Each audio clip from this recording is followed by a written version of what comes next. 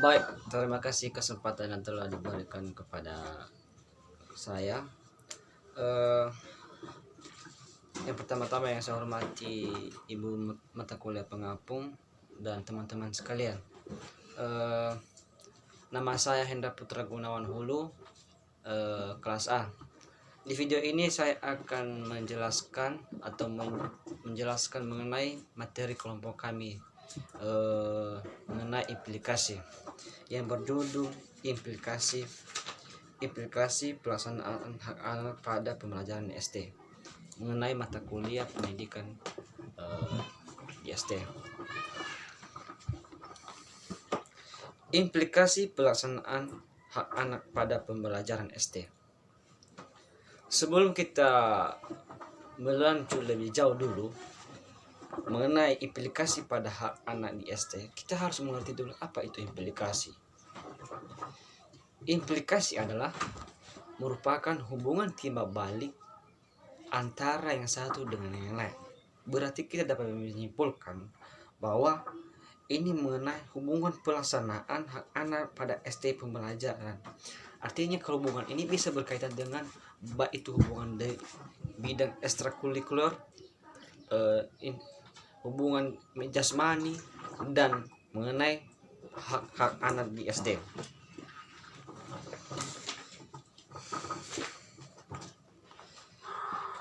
Anak belajar pertama kali ketika ia berada dalam lingkungan keluarga intinya khususnya dan ibu beserta saudaranya. Begitu ia memulai sosialisasi dengan temannya, juga mempelajari hal-hal yang sama sesuai dengan diterima di lingkungannya. Dalam belajar dikenal istilah kurikuler dan ekstrakurikuler. Artinya yang menunjang suatu perkembangan anak itu lebih baik adalah dipengaruhi oleh dua faktor, yaitu secara internal dan eksternal. Internal adalah itu faktor yang dipengaruhi oleh dari keluarga, sedangkan eksternal adalah dipengaruhi oleh dari luar, misalnya lingkungan, teman-teman, dan masyarakat. Di balik itu juga, untuk menunjang semua perkembangan peserta didik ini harus dibarengi dengan istilah adanya namanya dalam sekolah istilah kurikuler dan ekstrakurikuler. Artinya adalah merupakan kegiatan tambahan yang diberikan kepada anak. Yang pertama kita masuk pada pengertian kurikuler dan ekstrakurikuler. Menurut bahasa Indonesia, kurikuler merupakan kegiatan yang berkaitan dengan kurikulum. Kegiatan kurikuler banyak kegiatannya dengan kegiatan pembelajaran di sekolah bahkan di kelas. Artinya kurikulum adalah kegiatan yang berkaitan dengan kurikulum. Artinya kegiatan yang berhubungan dengan perubahan kurikulum, misalnya kegiatan pembelajaran di dalam kelas, misalnya guru mengajar dan mencapai target tertentu. Yang kedua, kurikuler. Apa itu kurikuler? Kurikuler merupakan rangkaian kegiatan kesiswaan yang berada di dalam kelas. Kegiatan kurikuler selain menunjang kegiatan kurikuler juga dilakukan di saat anak berada dalam lingkungan sekolah atau berada dalam kelas, khususnya di saat pelajaran berlangsung. Kegiatan ini dapat merupakan perluasan dan kegiatan yang sedang dilaksanakan. Artinya kurikuler ini adalah kegiatan yang dilaksanakan dalam kelas, kegiatan dilaksanakan segala bentuk kegiatan pembelajaran yang dilaksanakan oleh guru. Sementara kita masuk pada dalam kurikulum pendidikan dasar tahun 1993 mengatakan bahwa kegiatan ekstrakurikuler kegiatan diselenggarakan di luar jam pembelajaran yang tercantum dalam susunan program sesuai dalam keadaan dan kebutuhan sekolah. Kegiatan ekstrakurikuler merupakan kegiatan pengayaan dan berhubungan dengan program kurikuler. Artinya kegiatan ekstrakurikuler adalah kegiatan yang dilaksanakan di luar jam pelajaran. Artinya ini misalnya kegiatan berhubungan dengan olahraga, pertandingan, perlombaan bola voli, perlombaan O2SN, perlombaan jasmani, dan olahraga dan sebagainya. Ini merupakan kebutuhan-kebutuhan yang dilaksanakan dalam sekolah.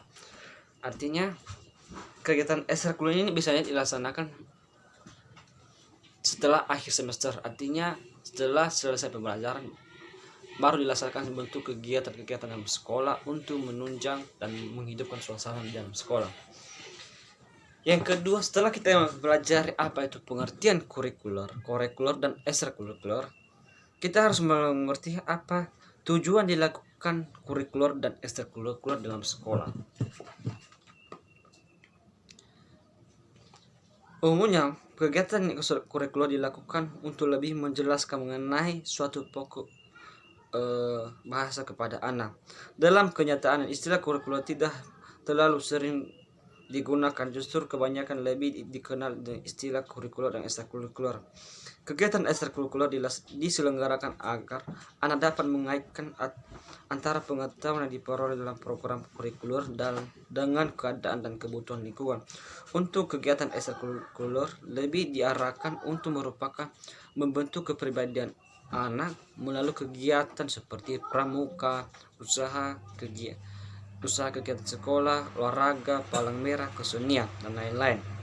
Artinya tujuan dilakukan kegiatan ekstrakurikuler ini adalah untuk membina anak itu, untuk membentuk anak, membentuk yang dimaksud dalam membentuk mental, membentuk kepribadian, membentuk sosialisasi antara sesama manusia, dan bisa juga kegiatan lain seperti kegiatan pramuka, kegiatan kesenian, untuk mengenal apa bakat-bakat yang mereka miliki di dalam sekolah, sehingga sekolah juga menunjang dan mendukung hal-hal tersebut.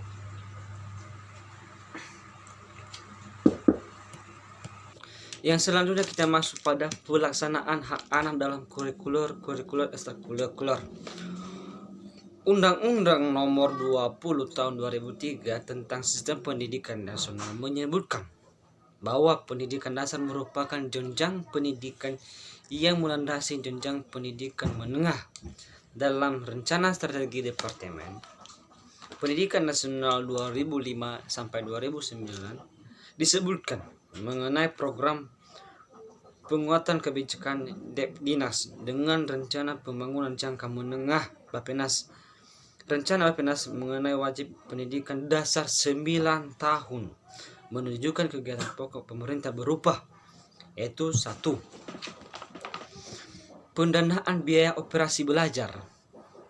Kalau kita berbicara mengenai pendanaan biaya belajar, ini berhubungan dengan uang atau biaya-biaya yang digunakan dalam operasi belajar. Artinya uang merupakan urat nadi dalam pelaksanaan operasi belajar. Berkaitan dengan biaya pendidikan yang wajar, sedianya dana BOS, misalnya seperti dana BOS memberikan kesempatan kepada anak untuk meningkatkan pendidikan tidak hanya di SD tapi juga di SMP.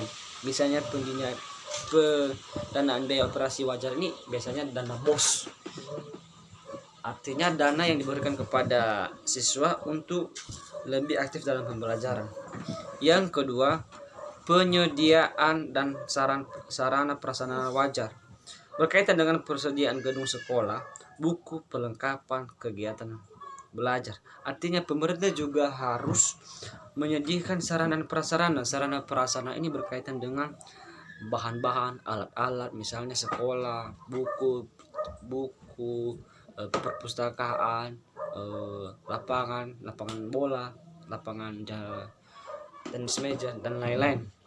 Yang berikutnya, rekrutmen pendidikan dan tenaga pendidikan dan program wajib belajar. Artinya dalam sekolah juga harus dibutuhkan namanya tenaga pendidik, karena tenaga pendidik merupakan juga tolak punggung dari terbentuknya suatu pendidikan. Berikutnya, perluasan akses pendidikan wajib belajar dalam jalur non formal. Artinya pembelajaran juga bukan hanya dilakukan secara formal, bisa juga non formal. Artinya pembelajaran dilakukan di luar sekolah, misalnya di lingkungan dan lain-lain. Berikutnya, perluasan akses LBE dan inklusif. Artinya ini berbicara mengenai adanya kesempatan tentunya setelah kita membahas mengenai kurikuler dan ekstrakurikuler, tentunya juga ada tujuan pendidikan nasional. Yang pertama, meningkatkan iman, takwa, dan akhlak mulia. Ini berhubungan dengan keimanan seorang anak, berhubungan dengan keagamaan dan akhlak anak tersebut. Yang berikutnya, meningkatkan penguasaan ilmu pengetahuan dan teknologi. Artinya seorang pendidik juga dan siswa juga harus mampu menguasai teknologi. Misalnya ini berbicara mengenai komputer, bagaimana menggunakan komputer, infokus, dan media-media teknologi yang lainnya. Yang berikutnya, meningkatkan sensitivitas dan kemampuan ekspresi estetis. Ini berbicara mengenai bagaimana seorang anak tersebut bisa menyampaikan kemampuan estetis atau kesenian dirinya dengan mempromosikan apa sih kemampuan yang dimiliki anak tersebut. Yang berikutnya juga meningkatkan kualitas jasmani. Artinya berbicara mengenai olahraga, bagaimana anak tersebut mempraktekkan atau membuat hasil kerjanya dengan praktek, bagaimana ia ilmunya dalam kegiatan praktek di bidang olahraga. Berikutnya, meningkatkan pemerataan kesempatan belajar pada semua jenis dan jenjang pendidikan bagi semua warga negara yang adil. Artinya ini sudah jelas bahwa harus memeratakan pendidikan di semua negara Indonesia.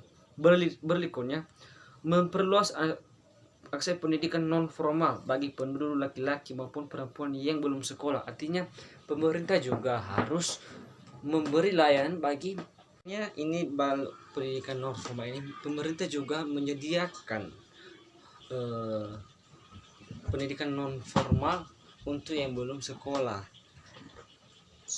supaya mereka tidak terlantar atau tidak terbuang atau tidak terasingkan, misalnya menyediakan paket C atau sosialisasi.